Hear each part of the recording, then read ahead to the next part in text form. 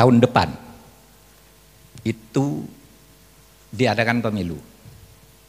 Dan saya ingin memastikan untuk kesekian kalinya pemilu itu jadi. Pemilu itu jadi. Nggak bisa diundur.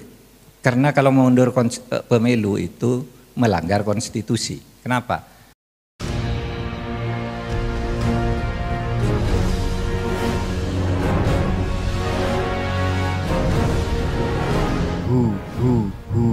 Allah. Saya berharap nih halakoh atau tadarus kebangsaan ini bisa membawa kita untuk menjaga negara ini milik kita, kedepannya ini milik kita.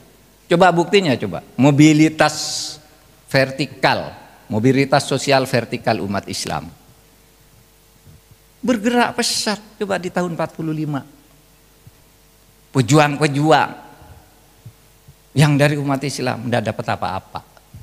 Kenapa katanya? Tidak sekolah. Mau jadi tentara tidak boleh, pegawai negeri tidak boleh. Itu lulusan pesantren, dianggap bodoh. Coba sekarang lulusan pesantren bisa memimpin MPR, Ketua Mahkamah Agung, Presiden, Menteri banyak. Dulu tahun 45 gitu sampai tahun 70-an mana coba cari.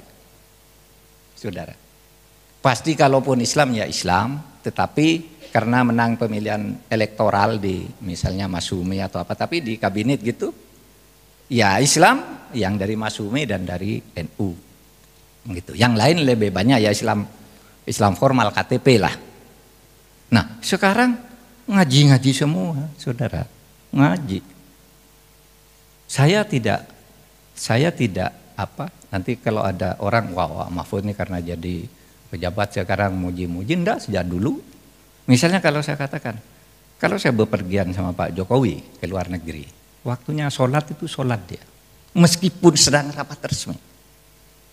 Berkali-kali saya ikut. Sholat. Waktu makan dibatasi jam 12 sampai jam 1 misalnya. Beliau makannya setengah 1 udah selesai. Cari ruangan sendiri, sholat. Di istana juga orang sholat, sholawatan dan sebagainya, udah banyak. Jadi budaya Islam sudah tumbuh, jangan diganggu dengan radikalisme, takfiri dan sebagainya. Yang menganggap selalu kalau orang Islam yang bukan dia yang berkuasa salah, ini salah. Nah, yang begini-begini nanti kalau berkuasa itu berbahaya tuh. Semua orang nanti dilibat berdasar kebutuhan dia. Nah, oleh sebab itu saudara, mari kita perkuat ikatan kebangsaan ini. Saudara, saya sudah sebenarnya mempersiapkan konsep-konsep, tapi tadi udah purna disampaikan oleh Kiai Akil, karena memang ini ngutipnya dari Kiai Akil semua. Ternyata beliau datang sendiri, salah deh saya ini, tidak bisa nyampaikan. Udah disampaikan oleh sumber aslinya, sudah saya baca. Ini saya kutip semua dari beliau. Tapi yang ingin saya sampaikan, tahun depan itu diadakan pemilu. Dan saya ingin memastikan untuk kesekian kalinya pemilu itu jadi. Pemilu itu jadi. Nggak bisa diundur. Karena kalau mengundur pemilu itu melanggar konstitusi. Kenapa? Kata konstitusi pemilu itu 5 tahun sekali, jadi tidak boleh lewat sehari pun. Presiden itu menjabat 5 tahun, tidak boleh lewat sehari pun. Presiden dulu dilantik tanggal 20, besok 20 harus ada presiden baru, 20 Oktober. Lewat dari itu melanggar konstitusi. Apa bisa Pak diubah? Bisa, tapi konstitusinya diubah dulu. Mengubah konstitusi itu tidak mudah. Satu, harus diusulkan oleh sepertiga. Pasal mana yang mau diubah? Apa alasannya? Bagaimana rumusannya? Dibentuk dulu badan pekerja. Nanti kalau dapat sepertiga sih gampang, tapi sidangnya harus dihadiri oleh 2/3 oleh anggota MPR. 2/3 itu Tidak akan tercapai kalau konfigurasi politiknya seperti sekarang karena PDIP nolak perpanjangan, Demokrat nolak, Nasdem nolak, PKS nolak. Ini sudah hampir separuh. Tidak akan ada sidang MPR. Nah, dalam keadaan begitu, negara ini menjadi chaos. Masa jabatan habis yang baru belum diangkat. Karena oleh konstitusi tidak bisa diangkat, Bapak Ibu. Presiden itu sekarang tidak bisa diangkat oleh MPR, tidak bisa. Dulu iya, sebelum tahun 2002 kalau terjadi halangan presiden bisa dipercepat, diperlambat. Bisa, dulu MPR bisa buat karena dulu MPR adalah lembaga tertinggi negara. Sekarang bukan. MPR itu joint session antara DPR dan DPD. Tidak bisa secara sepihak gitu. Dia mau ngubah undang apa ntar dulu. Kalau undang-undang diubah bisa mempercepat pergantian presiden, bisa misalnya karena presiden berhalangan tetap dan wakil presidennya. Oke, apa berhalangan tetap? Misalnya karena terlibat 5 hal. 1, korupsi, penyuapan, pengkhianatan terhadap negara, melakukan tindak pidana besar dan melanggar etika.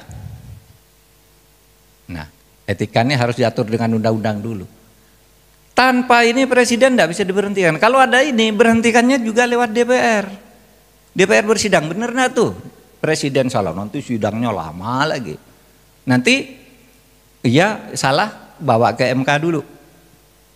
Nanti MK sidangnya lama lagi. Oh iya salah, kembalikan ke DPR. DPR bilang, oh putusan MK cuma gini, tidak usah diberhentikan. Batal. Kan tinggal presiden tinggal beli aja 2/3 suara kan, siapa-siapa nih partainya, cari aja kesalahannya, kamu korupsi di sini, korupsi di sini, korupsi. Tolak. Apa bisa itu? Politik begitu sejak dulu. Ini permainan politik. Atau DPR nggak bisa mendong, harus diberhentikan, serahkan dulu ke MPR. Nggak bisa diberhentikan begitu saja. Ini cara memberhentikan presiden sekarang. Dulu zaman Pak Harto, lalu diancam oleh Pak Harmoko, kalau hari Senin tidak mundur, saya undang MPR Pak Harto, saya pecat. Dia minta berhenti. Sekarang tidak bisa begitu. Konstitusinya tidak bisa begitu, saudara. Oleh sebab itu saya katakan, jangan main-main dengan jadwal pemilu. Jangan main-main. Itu mengundang chaos. Mengundang chaos. Kalau saudara ingin memaksakan pemilu itu ditunda. Ada yang bilang, Pak itu kan bisa. Kalau presiden habis masa jabatannya, kan ada triumvirat. Mendagri, Menlu, Menteri Pertahanan yang jadi presiden bersama sampai nunggu presiden terpilih. Tidak bisa Mendagri, Menlu, Menhan itu habis masa jabatannya bersama presiden yang mengangkat. Kok mau berpikir tidak jernih begitu? Nah saudara sekalian, oleh sebab itu salah satu tugas jangka pendek kita dalam masalah kebangsaan, oke lah masalah filsafat dasarnya nanti perdalam di sini, perdalam di dalam tadarus ini semuanya ahli. Tapi tugas jangka pendek kita menjaga agar pemilu tahun 2024 berjalan sesuai dengan yang dijadwalkan. Itu aja. Demikian Kiai pengantarnya, saya tidak jadi baca yang panjang-panjang ini. Saya mengucapkan terima kasih, mudah-mudahan puasa ini membawa berkah bagi kita. Assalamualaikum warahmatullahi wabarakatuh.